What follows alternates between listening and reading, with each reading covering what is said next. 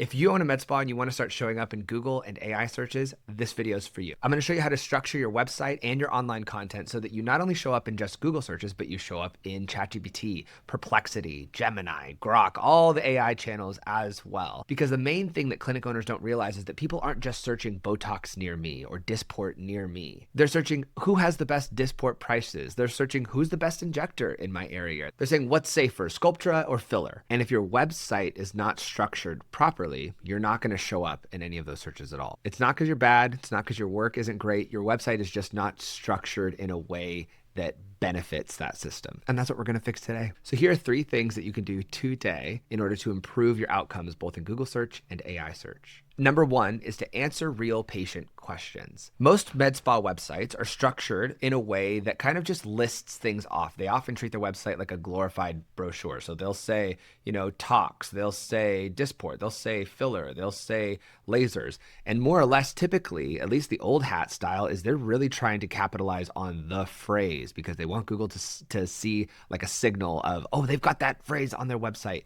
That's not how it works anymore. Google has context. Google understands the motivation behind why people are searching for what they're searching for. And patients aren't just searching Botox, Dysport, filler. They're not searching for that anymore. They're searching for things like, what are the dangers of getting filler? They're searching for things like, who is the best injector in my area? They're searching full sentences and having full conversations with both Google and with AI, and you need to pivot. This is super beneficial first and foremost because we don't have to have this SEO sounding website anymore. It can sound conversational and it can sound normal. Finally, we don't have to say best Botox in Orlando, Florida. We can answer that some other way, and we can signal to Google and to other AI engines in other ways without having to stuff keywords all over your website. So here's how you're going to do it. The way that you're going to do this is you are going to build pages for your services. So let's say that we're building a Dysport page, and on the title of the page, you're going to say Dysport or whatever it is, and maybe say a little bit about what Dysport does. Then go to answerthepublic.com and look up some questions that people ask about Dysport, and make one of the most searched questions one of those first questions. So if the first question is, how does Dysport work?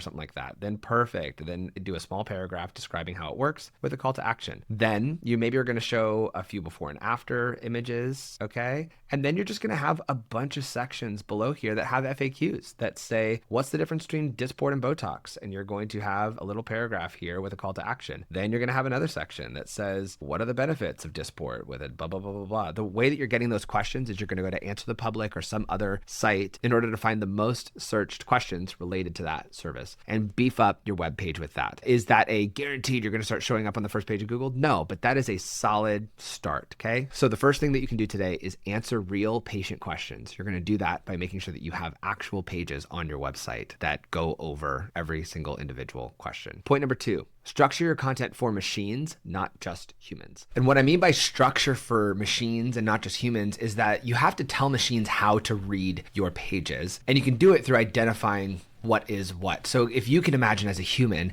if there were words all over the page, there were just words everywhere, you wouldn't know what to read and where, and you wouldn't know how to sort them all together.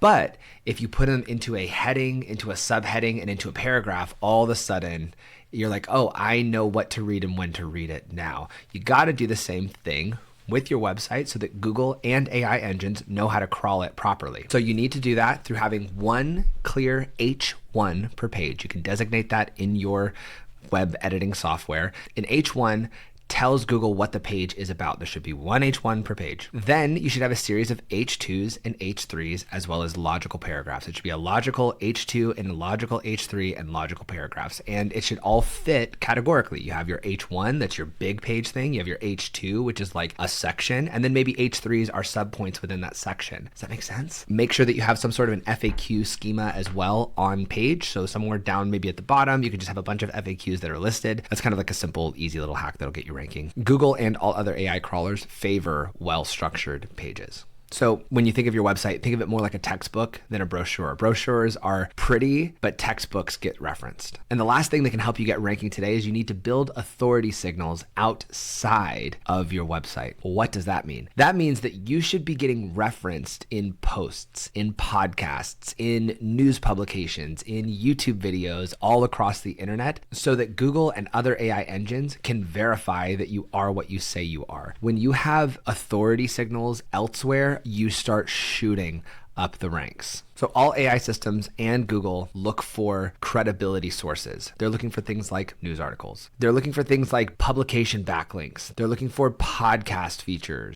They're looking for consistent NAP listings, name, address, and phone number listings across the internet. They're looking for things like good Google reviews with good keyword alignment in them. They're looking for general industry authority overviews of you. And they're looking for general industry mentions of you across the internet. So if your med spa only exists on your domain and nowhere else, then Google thinks that you're isolated and thinks that you might not actually have the presence that you say you have on your website. So if your injector's name is listed on conferences, or your clinic is referenced in educational articles, or maybe they're in partner brand directories, like you partner with a local Pilates studio and they have you listed as a foremost aesthetics expert locally, or you're featured on reputable local blogs or something like that. It makes you look established. This is not just about volume, it's about legitimacy. This, by the way, massively benefits your SEO presence, but it also extremely benefits your ability to show up in your market. I always say you need to surround your market. You got to show up when they search, show up when they scroll, and show up when they socialize, meaning you should show up on any way that they're doing research on Google, AI, or whatever. You should be showing up on social media platforms, and you should be showing up in conversations with people around the community.